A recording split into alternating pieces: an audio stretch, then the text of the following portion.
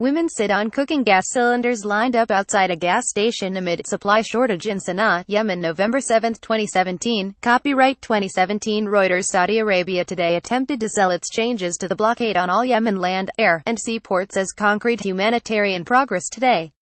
They aren't. The Saudi ambassador to the United Nations, Abdallah alMouallimi, said the coalition would allow ports in allied government-controlled territory to open, in Aden, the country's second-largest city, for example, but all ports in the Houthi-controlled north, like Hodeida Port and Sanaa Airport, were to remain closed until the coalition decided sufficient steps had been taken to prevent weapons from entering the country.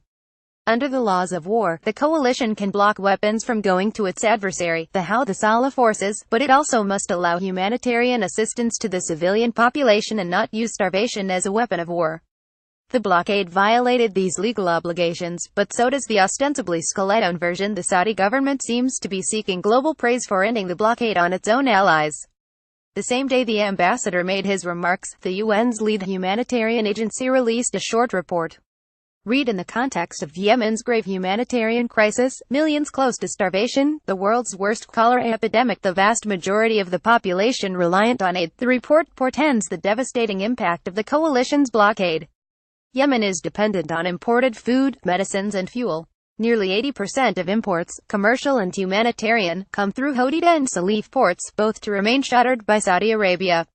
Other ports, like Aden, are crucial and should remain open, but no port, including Aden, has the capacity to handle the hundreds of thousands of metric tons of cargo it takes to feed and treat Yemen's civilian population, or to fuel its hospitals. Last year, the coalition closed Sanaa Airport. Many thought it was temporary. More than a year later, the airport remains closed. If the same happens with Hodeida Port, Yemen's civilians will further suffer.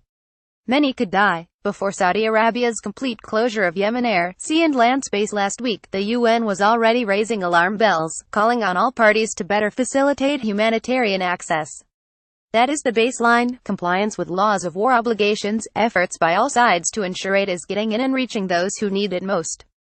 The baseline is not allowing aid to reach civilians in territory controlled by your allies but not those under enemy control, as Saudi Arabia seems to be proposing.